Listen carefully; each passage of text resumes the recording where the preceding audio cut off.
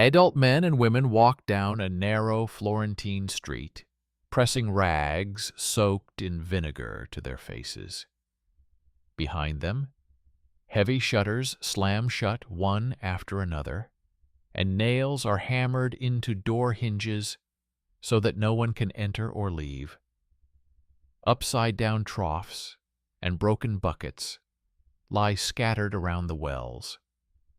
A line of carts, covered with coarse burlap, stretches toward the city wall.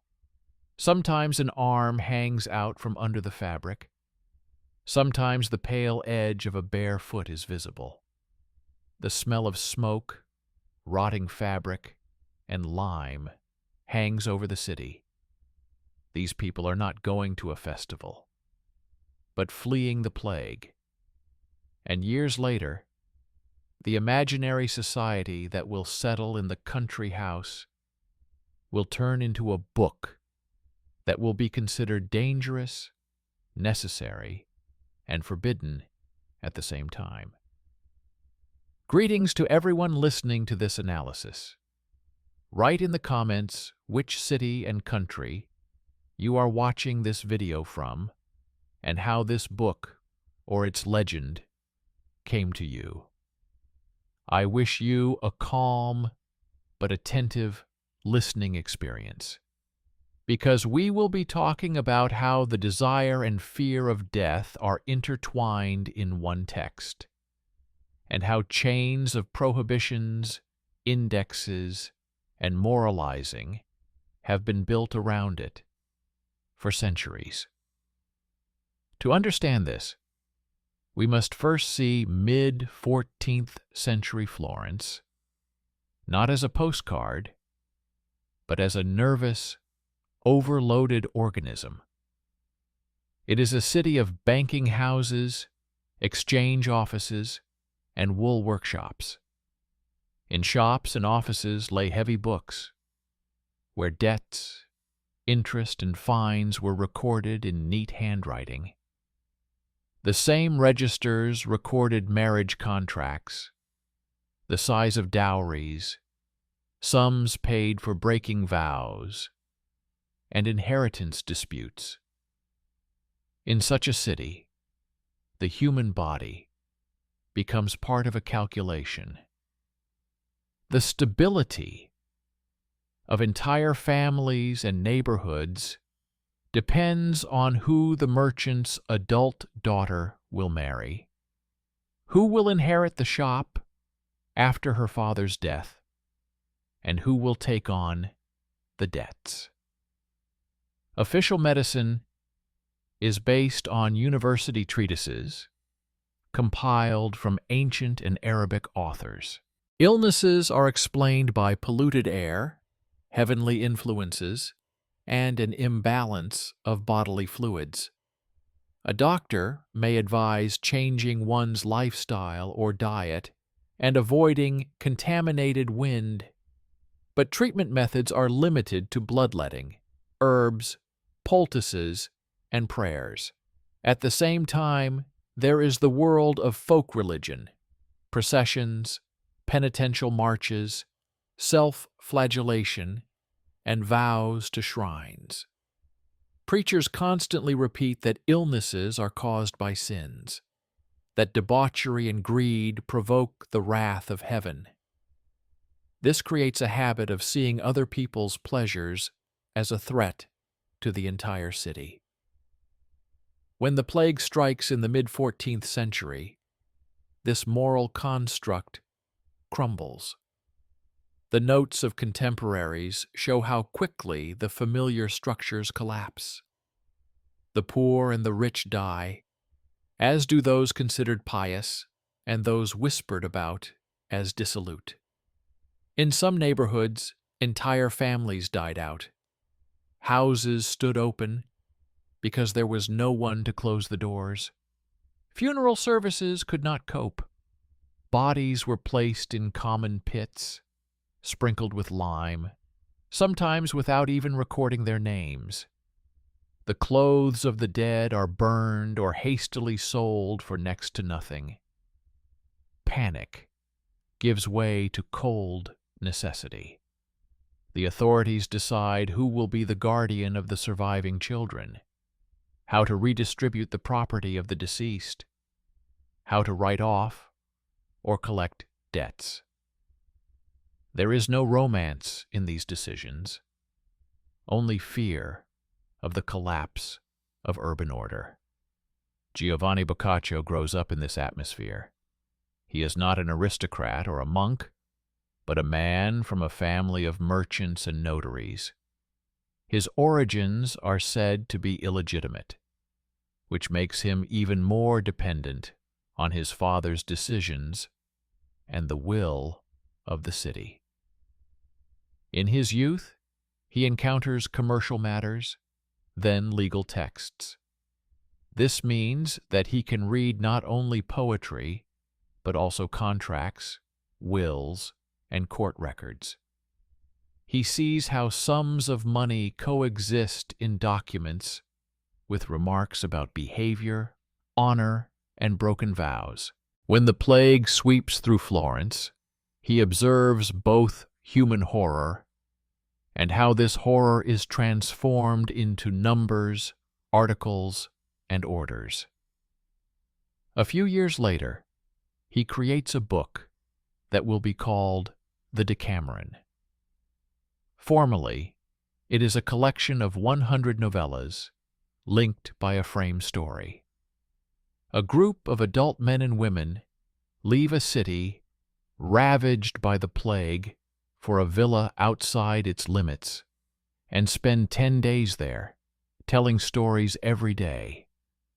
It is this framing device that would later become the basis for the myth of plague pornography, that young men and women flee the city not only from death, but also to indulge in unbridled pleasures against the backdrop of others' suffering. This image would be convenient to use in pamphlets, sermons, and later retellings. The most frightening thing to imagine is pleasure existing alongside a general catastrophe. Documents of the era and the text of the book itself paint a colder picture. At the beginning of the Decameron, the plague is described as something that destroys not only bodies, but also social ties. The signs of the disease, the speed of its spread, and cases where relatives abandon each other are indicated. The retreat to the villa is explained not by a desire to celebrate, but by an attempt to create a controlled space with a schedule, an order of storytelling, and rules for games and songs. The adult characters bring their maids and servants with them and assign duties. It resembles a small society trying not to go mad from the constant proximity of death. The novellas themselves, around which the legend of the Dirty Book will later be built, turn out, upon careful reading, to be primarily a social analysis. They contain many stories about marriages of convenience, about merchants who use intimate relationships as a continuation of trade, about clergymen who mask their desires under the guise of caring for souls. The adult women and men in these stories constantly balance between official morality and practical benefit. Some enter into advantageous marriages. Some cheat on their husbands or wives. Some use their status as priests or monks to gain access to other people's homes.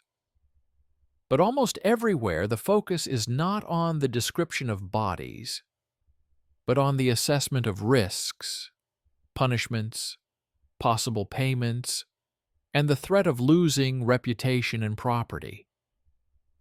This is where the first important conflict between myth and document arises. The myth claims that this is a collection of scenes intended solely for arousal, plague pornography, that must either be secretly savored or resolutely destroyed. The documents, handwritten notes, letters from humanists, library inventories, show that even for early readers, the book was something of a laboratory of human behavior. It was recommended as a model of prose, as a tool for studying language, as material for reflection on the morality of society. In the correspondence of scholars, there are assessments that emphasize the author's powers of observation, the accuracy of his sketches of urban life, and his ability to show how people circumvent laws and regulations. At the same time, city and church authorities were already becoming wary. There was no formal universal index of banned books yet, but local restrictions were in place. In some cities, decrees were issued against public performances, songs, and readings that could offend modesty, ridicule the clergy, or undermine respect for marriage. It was easy to apply these formulations to certain novellas by Boccaccio, especially those in which priests are portrayed as people who use their position for hidden deals and pleasures. Therefore, the book began to be discouraged for certain groups of readers. Its reading was restricted in women's monasteries, and it was not displayed in prominent places in library halls. A dual situation arises. On the one hand, official discourse increasingly condemns indecent stories that supposedly corrupt morals. On the other hand, preachers themselves begin to retell stories from the novellas as negative examples. They tell of an adult merchant who loses his fortune for pleasure, or of a cleric who abuses the trust of his parishioners, without mentioning Boccaccio by name, but using his stories as illustrations. Thus, clergymen and moralists expand the sphere of influence of the book, which they officially seek to limit. It is from this contradiction that the next stage will grow. No longer just indignation, but formal prohibitions, indexes, and special rules for storing and reading the Decameron, which will be discussed further. Formal mechanisms for controlling reading began to take shape gradually. In the late 15th century, and especially in the 16th century, church structures moved from scattered decisions to a more centralized system. Councils discussed not only dogmas, but also books. Catalogues of texts considered dangerous to faith and morality appeared. This wave included the works of theologians, treatises on politics, and satirical works. Sooner or later, the Decameron also found itself among them. Some lists called it too liberal, while others allowed it on condition that corrections were made. The main point is already clear here. This was not just a fight against pornography, but an attempt to control the image of society presented by literature. When the first official indexes of banned books were created, the label of dangerous text became a way to discipline not only authors, but also readers. The prefaces to such lists emphasize that some works allegedly incite lust, undermine respect for the clergy, and ridicule the sacred institutions of marriage and monasticism. The descriptions of the Decameron focus precisely on these aspects: that the novellas ridicule monks and nuns, that adult women and men are allegedly portrayed as slaves to their desires. At the same time, social satire, the depiction of corruption, greed, and hypocrisy are pushed into the background or not mentioned at all. The official document thus reinforces the myth. The book is transformed from a complex picture of morals into a convenient target, dirty prose, that can be condemned without reading it closely. However, even strict decisions do not destroy existing manuscripts and printed copies. Where the book is formally banned, practices of corrected text arise. Scribes and publishers release versions in which the most explicit passages are softened or deleted. In some editions, entire novellas are replaced with safer stories or moralizing inserts. In others, the general framework is preserved, but the tone is changed, emphasizing the punishment for the character's misdeeds. Such cleansed versions allow formal compliance with the index's decisions, while not abandoning a recognized literary monument. The book is, as it were, split in two: one officially acceptable, and the other complete, which is rewritten and passed from hand to hand. In university and secular academic circles, the Decameron continues to live on as an exemplary text. Philologists use it to study the vernacular, the rhythm of prose, and the construction of dialogues and scenes. Comments on the manuscripts contain notes on structure, composition, and artistic techniques. Some scholars say outright that the erotic motifs are secondary to the overall idea, to show the diversity of human characters and analyze patterns of behavior in extreme conditions. Such judgments do not lift the ban, but they do create arguments for a future compromise.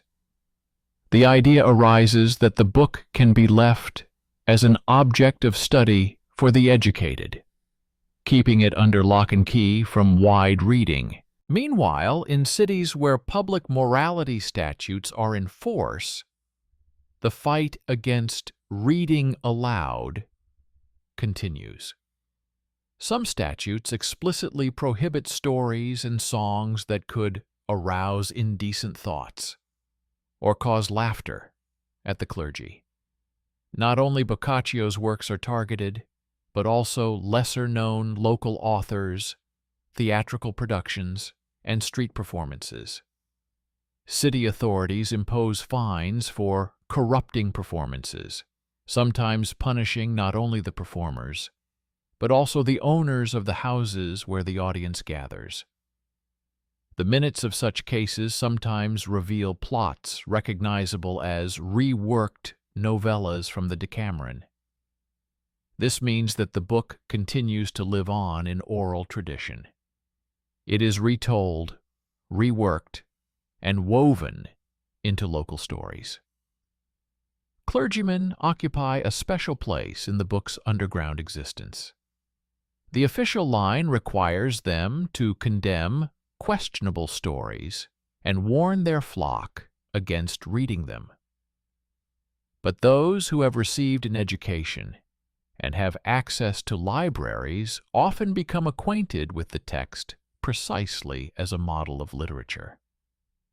The correspondence of some priests and monks of later centuries contains references to how they quote Boccaccio's novellas from memory, retell individual episodes to friends or students, adding comments and morals. This is not an admission of secret enjoyment, but an example of a double game. Officially, the text is dangerous, but unofficially, it is useful as a mirror of human weaknesses. This gives rise to a second major myth, that the Decameron was forgotten and only returned in a new era as a scandalous discovery. Documents debunk this convenient legend. Library inventories, letters, and marginal notes in manuscripts show a continuous history of reading. The book does not disappear, does not lie in dust for centuries. It simply shifts from the center of public culture to an area of controlled access. There it is discussed, studied, condemned in words, and used in practice. This shadow life, in the offices of scholars, notaries, and cells with good libraries, makes further attempts at strict censorship particularly controversial. It is necessary to ban a text that is already built into the education system itself. In the 16th century, against the backdrop of religious schisms and the intensification of the fight against heresy, control over books became part of a major political strategy. Books were suspected not only of moral depravity but also of political danger. Theologians, humanists, satirists, and novelists all ended up on the same list. The Decameron was recorded among the works requiring serious corrections. Censors compiled lists of episodes that needed to be deleted or radically changed. Stories about clergy who deceived parishioners, nuns who broke their vows, and marriages concluded for profit rather than blessing fell under the knife. As a result, in the officially approved versions, the book loses much of its social criticism, becoming a safer collection of instructive anecdotes. But it is precisely this disinfection that gives rise to a new conflict. Readers familiar with the full text notice the gap between what they know and what is permitted. Private lists of deleted passages, handwritten summaries of banned novellas, and compilations of the most dangerous episodes appear. People who can read Latin and Italian retell each other not only the plot, but also the very fact of censorship. In this sense, the Decameron becomes a vivid example of how an attempt to hide a text from the masses only strengthens its status within a narrow circle. The book becomes a marker of belonging to an educated minority that knows how to read between the lines, knows where the censor's hand was placed, and what stood in the place of the neat omission. Meanwhile, sermons and moralistic treatises continue to use images borrowed from novellas, but now with almost no reference to the source. Stories about an adult woman who deceived her jealous husband, or about a priest who turned confession into a tool of pressure, wander from text to text.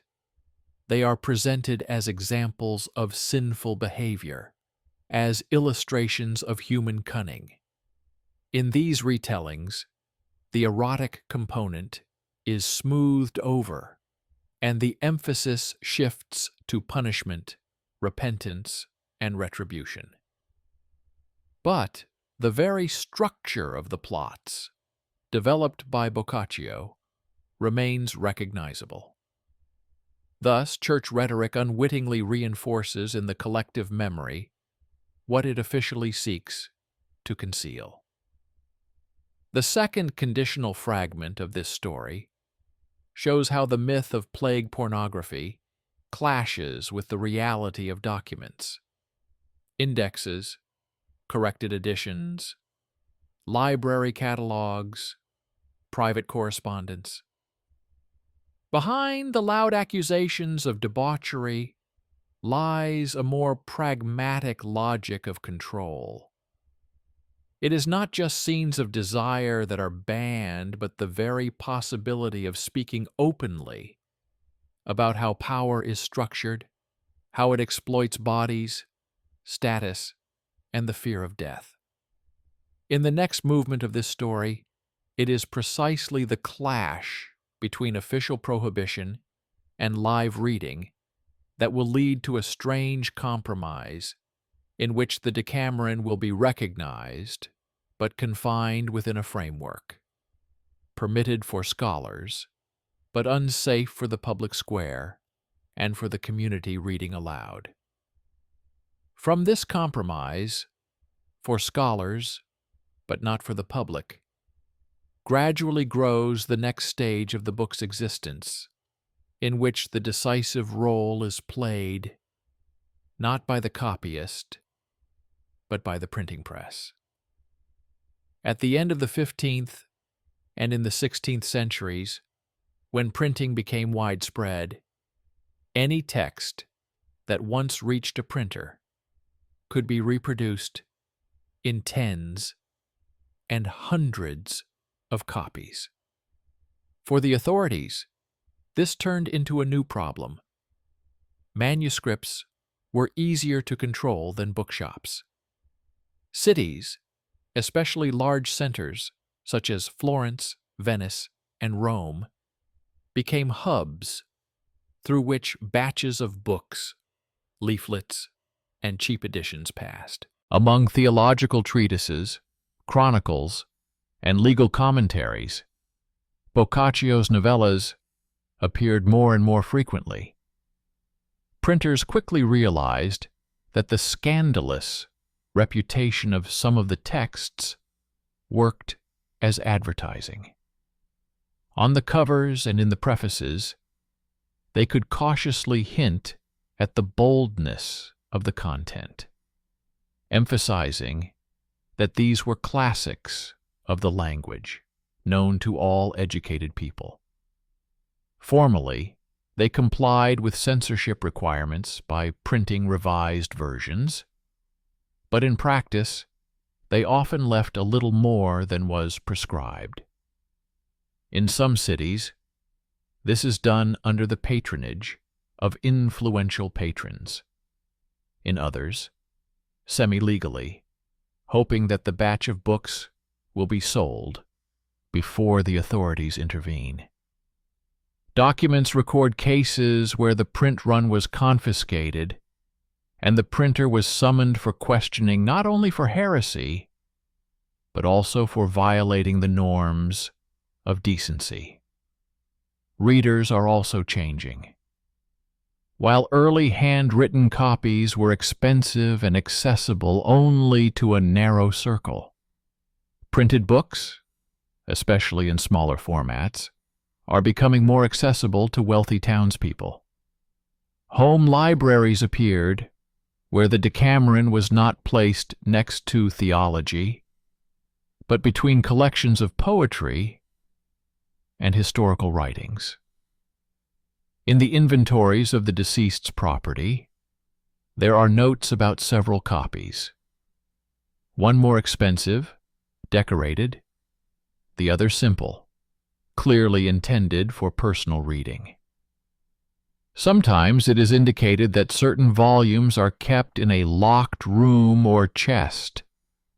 This is no longer just a ban, but a whole system of spaces and keys. One shelf for children and guests, another for the owner and his closest circle.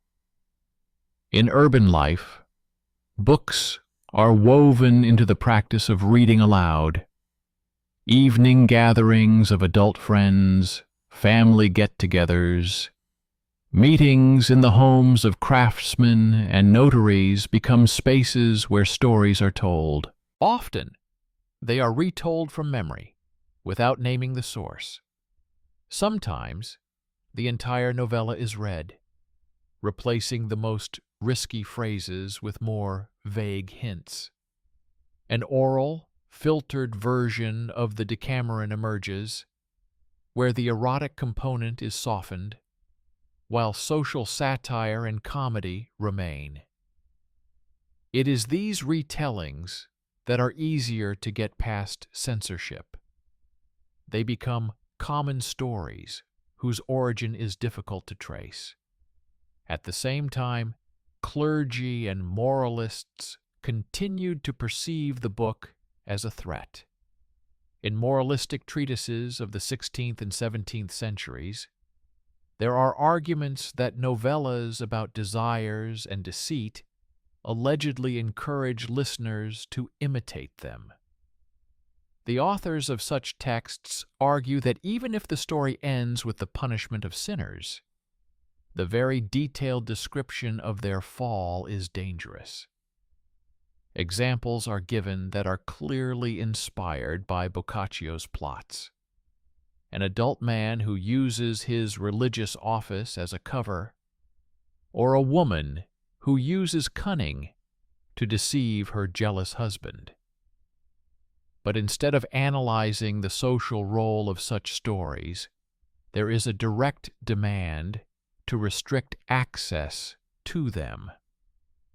At the same time, the established church censorship works with specific copies. Censors who check books before printing sometimes leave their comments in the margins, demanding that entire paragraphs be deleted or individual words replaced. In some cases, lists of corrections are added to already printed copies, which owners must make by hand, paint over, cut out, or tape over dangerous passages. Such wounded books can still be found in libraries. Gaps, damaged pages, and sheets inserted in place of torn ones are visible among the text. These material traces show the reality of control rather than an abstract prohibition. But the life of the text still escapes complete control. Readers who have managed to get acquainted with the unedited versions continue to quote and retell them. Students studying rhetoric sometimes model their exercises on short stories, selecting similar conflict situations. Imitations appear, where the action is transferred to other cities and the characters are given new names, but the structure remains familiar. An adult couple, deception, status games, the clash between official morality and practical benefit. Even when the Decameron is not mentioned directly, its shadow is present in literature and anecdotes. Against this backdrop, another conflict intensifies, one that is less noticeable but fundamental. Some humanists and later critics seek to present Boccaccio primarily as a moralist, as an author who, by exposing vices, supposedly does nothing but condemn them. The prefaces to the revised editions emphasize that the reader should see the novellas as a warning, not an invitation. The emphasis is on stories where the characters are punished, where stupidity and greed are ridiculed. This move allows the book's defenders to argue before the censors that, contrary to rumors, it serves to strengthen morals. Documents show that this turn of events was convenient for both sides. The church authorities were able to refer to the correct commentaries and allow the book to be published in abridged form for academic circles.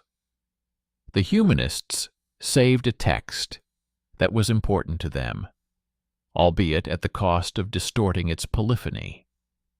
As a result, Catalogs and curricula began to feature descriptions of the Decameron as a work useful for understanding human character and studying language, but requiring caution and the guidance of a mentor. Not only the text itself is controlled, but also the way it is read. It is assumed that an adult, educated reader is capable of responding correctly to the scenes described, while the general public is not.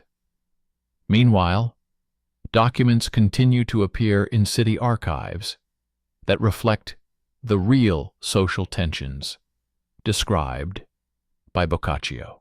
Court records document cases of adultery, breach of marriage contracts, and abuse by clergy. They feature adult men and women whose stories could easily become novellas. A merchant who tries to avoid punishment through his connections with an influential church figure. A priest who uses confession as a means of pressure. A wife who protects her dowry from her spendthrift husband. Here, the myth of the dirty book finally diverges from the document. What is presented on paper as the writer's exceptional fantasy appears in the court records as a recurring pattern of urban life. This gap between myth and archive makes the censorship struggle around the Decameron even more symptomatic. By banning and cleansing the novellas, the authorities are in fact seeking to prevent the documentary truth about social mechanisms from becoming an open subject of discussion. Stories about how desire is intertwined with money, status, and religious authority are more conveniently dismissed as licentious fantasy than acknowledged as a reflection of reality. Therefore, even where the book is preserved as an educational object, there is a tendency to impose restrictions on it. Commentaries, prefaces, instructions on how to understand it correctly. At this stage of history, it is already clear how the future compromise is taking shape. The Decameron finally ceases to be just a collection of stories and becomes a field where three forces meet: official church censorship, urban norms of public morality, and everyday reading practices.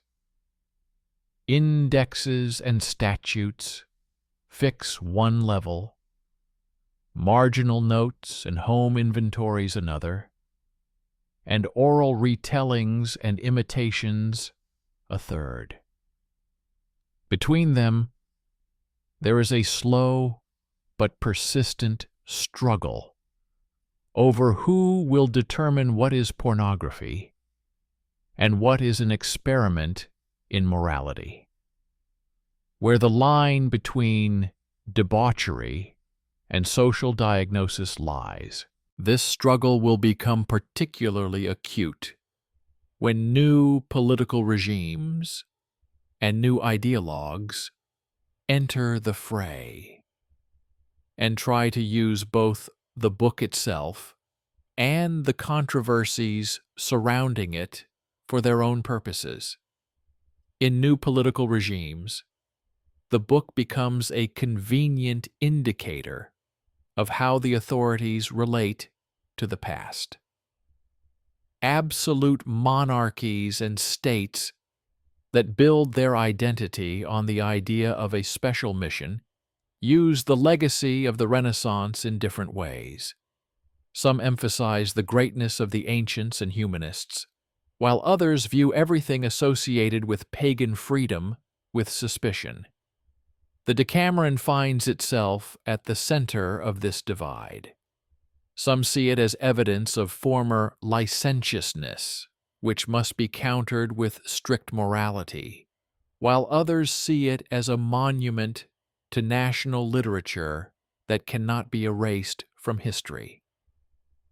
In official documents, this is expressed in careful wording. The book can be kept in large libraries and academies, but it cannot be recommended for widespread use, especially for reading aloud.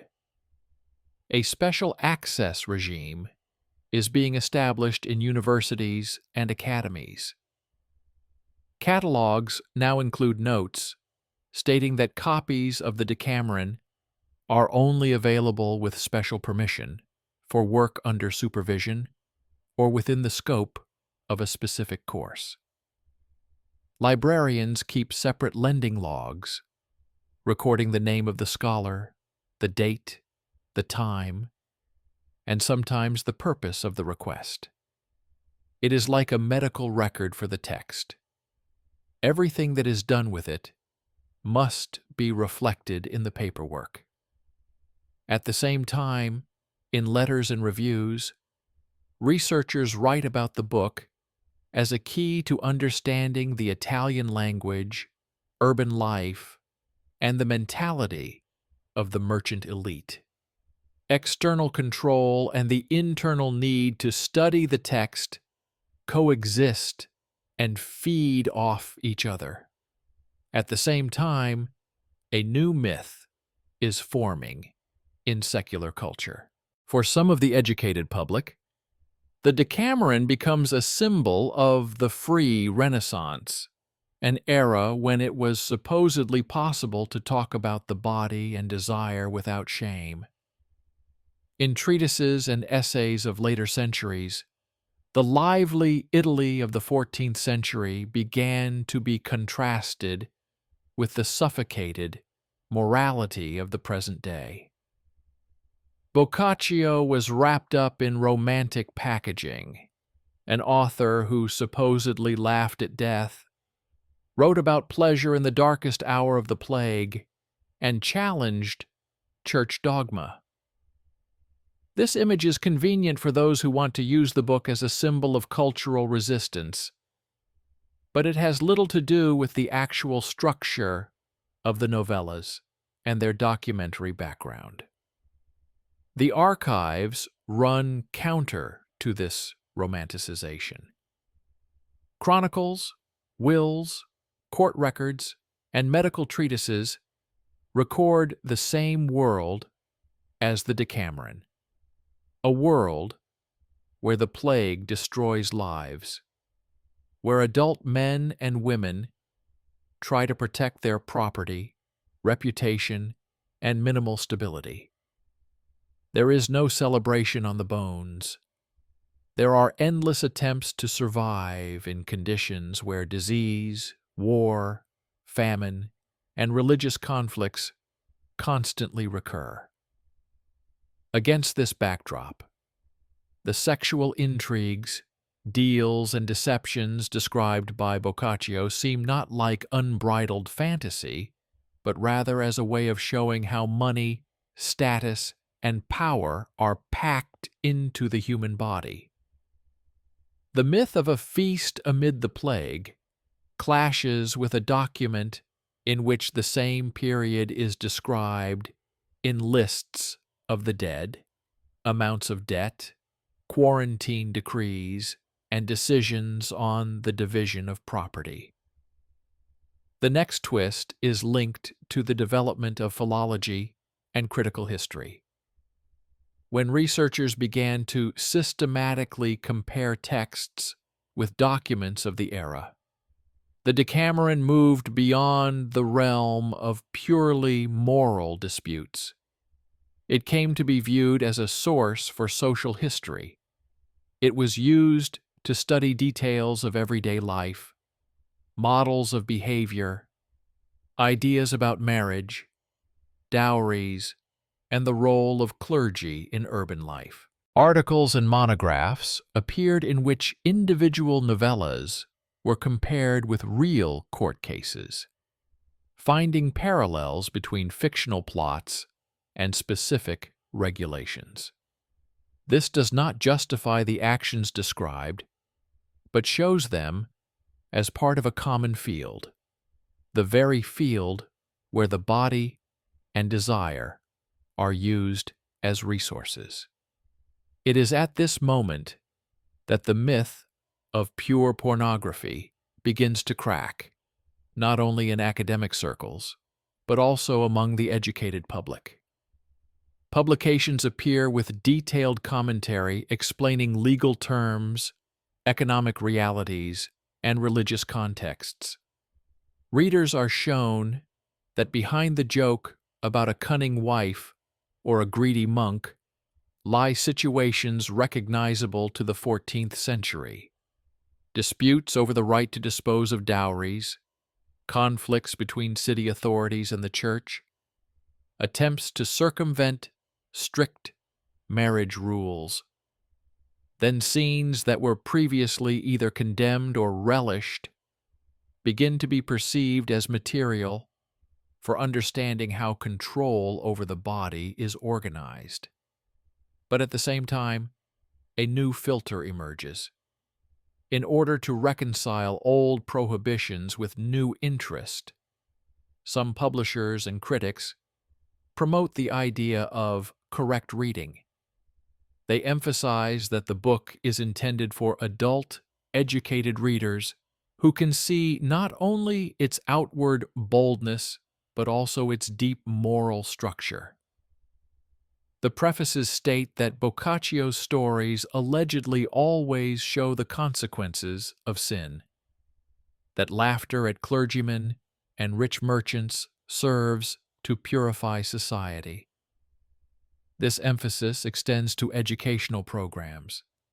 The Decameron is included in literature history courses, but it is accompanied by caveats, placed alongside moralistic treatises, and reinforced by interpretations in which the author appears as an almost strict moralist. Thus, the book finds itself back within a framework, now not only one of censorship, but also of interpretation. Its artistic value is officially recognized, but the freedom of the reader's reaction is limited by recommendations on how to understand it. In return, safe access is promised. Under the supervision of a teacher, in selected fragments, with the obligatory emphasis that what is happening is a warning. At the other end of the spectrum, in private companies, less filtered readings continue to exist, where the novellas are discussed as sharp, vivid stories about human cunning, fear, greed, and attraction. Between these two extremes lies the compromise that will determine the fate of the book in subsequent eras. The Decameron is acceptable as an object of knowledge, but undesirable as an object of shared, allowed enjoyment. Meanwhile, the actual practices of reading remain stubbornly material. In the private libraries of wealthy homes, there are luxurious editions with engravings, where scenes from the novellas are presented in a softened, almost allegorical manner. In cheap editions intended for less affluent readers, the illustrations are cruder, the characters closer to street types. In the letters and diaries of performers of secular entertainment, there are sometimes hints that they learned to construct anecdotes and mini-sketches precisely on the model of Boccaccio. Thus, the book continues to feed not only philologists, but also the living culture of jokes, everyday stories, and situational satire. Official prohibitions and permissions cannot keep up with this mobile, constantly changing form of existence. The fourth conditional movement of this story shows how a complex access regime is formed around a single text, from closed catalog marks to a locked chest at home, from censorship marks to prefaces about correct understanding. With each new twist, the myth of plague pornography is attached to the next ideological task, sometimes as proof of the decay of the old world, sometimes as a symbol of free spirit. The documents, indexes, issue logs, property inventories, philologists' comments, censors' protocols, record a more mundane fact. For centuries, society could not decide who had the right to speak about desire and death, and tried to package this right into instructions, prohibitions, reservations, and special conditions of admission. The final convergence of these lines will occur when the dispute over the book turns into a dispute over the boundaries of public speech in general, over what can be read aloud together and what is only allowed in solitude, behind closed doors, and in the status of scholarly pursuits. The final convergence of these lines begins to become noticeable when the dispute over the book ceases to be the exclusive domain of theologians and philologists and enters the realm of mass culture. The new era brings with it different forms of publicity: newspapers, magazines, mass print runs, theatrical, and then screen adaptations. Against this backdrop, the old indexes and library marks no longer function as an impenetrable barrier, but the memory of them continues to influence how the book is discussed. Popular criticism has established a convenient formula whereby the Decameron is presented either as light entertainment with spicy plots or as a grim symbol of the debauchery of olden times. Both versions support the myth of plague pornography and divert attention from the documentary basis of the novellas. At the same time, in academic circles, painstaking work continues to compare the text with sources from the era. Researchers study notarial deeds, marriage contracts, city statutes of Florence and other communes, moralistic treatises, and medical descriptions of the plague. It turns out that many episodes that seemed pure fiction have direct or indirect parallels in the documents. Descriptions of the flight of townspeople to country houses, attempts to organize life in the conditions of an epidemic, orders on quarantine, and the prohibition of certain forms of entertainment. All this is not fantasy, but a reworking of real experience. The intrigues surrounding dowries, the manipulation of confessions, and the use of religious authority to pressure consciences are also confirmed in court cases and sermons. Gradually, another image of the book emerges, not as a separate dirty zone, but as a lens through which one can see the economy of the body and power in urban culture. In the novellas, it is not only scenes of desire that become important, but also who has the right to dispose of this desire, who pays for its consequences, and what sanctions are provided for breaking vows and contracts. This puts the Decameron on a par with city statutes, marriage contracts, and penalty books. The only difference is that Boccaccio shows not the ideal norm prescribed in the article, but the practice of circumventing the norm, cunning combinations, and attempts by people to use the system to their advantage. The myth that this is just a book for pleasure crumbles in the face of these comparisons. But it does not disappear. It continues to live on in advertising descriptions, annotations, and popular retellings. For the mass market, it is much easier to sell the image of a light-hearted, permissive Renaissance than to explain how the plague, fear of death, and the struggle for dowry and status are woven into these stories. That is why the covers are still dominated by images of smiling young men and women against the backdrop of villas, rather than crowded graveyards, archival records of mass deaths, and cold lines of wills. A gap forms between the showcase and the archive, which is the main field of struggle for interpretation. Those who work with documents have to constantly bring the conversation back to the facts. Studies show that the plague in Florence meant not only a sharp decline in population, but also a radical redistribution of property, the destruction of traditional lines of inheritance, the weakening of some families, and the strengthening of others.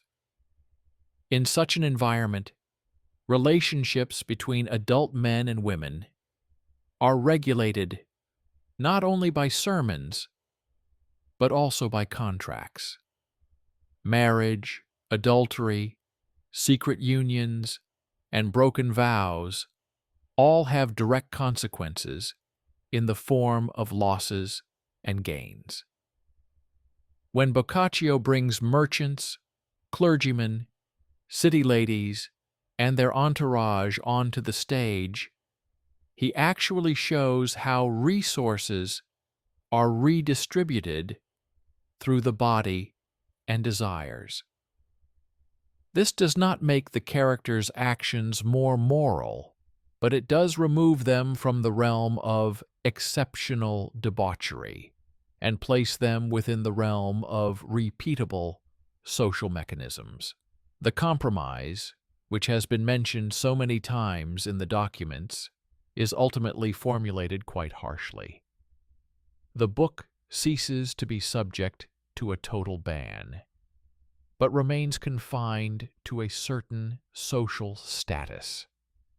It is recognized as a classic, studied in universities, and used as the basis for dissertations and textbooks. It is freely sold, but it retains an aura of a text that supposedly requires special maturity. In public spaces, where people listen to stories together, aloud, they still prefer more polished, reworked versions. The full text most often ends up in the hands of those who are ready to analyze it in terms of language, structure, and history, rather than just using it as a reason for laughter or outrage. At the same time, real reading practices stubbornly blur these boundaries. Adult readers turn to the book for different reasons.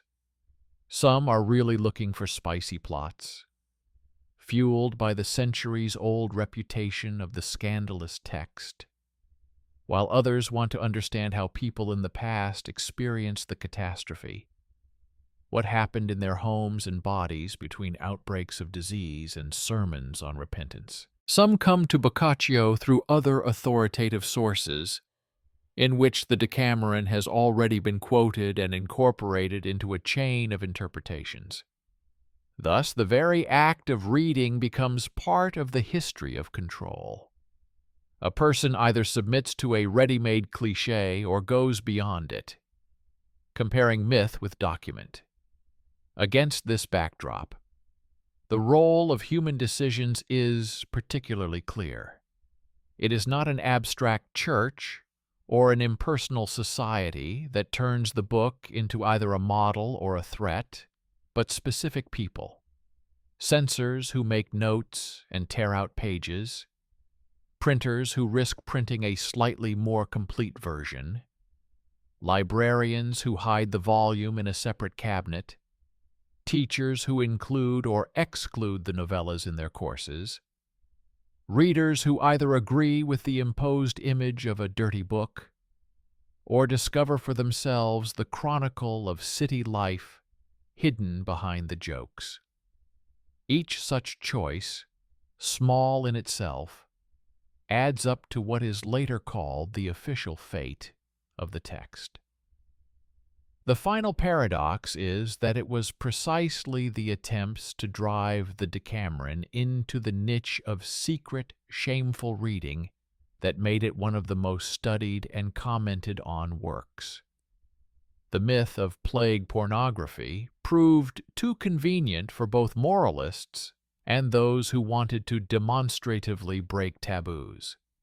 But alongside this myth, another, more stable layer has emerged: documentation of the era in which the book appeared.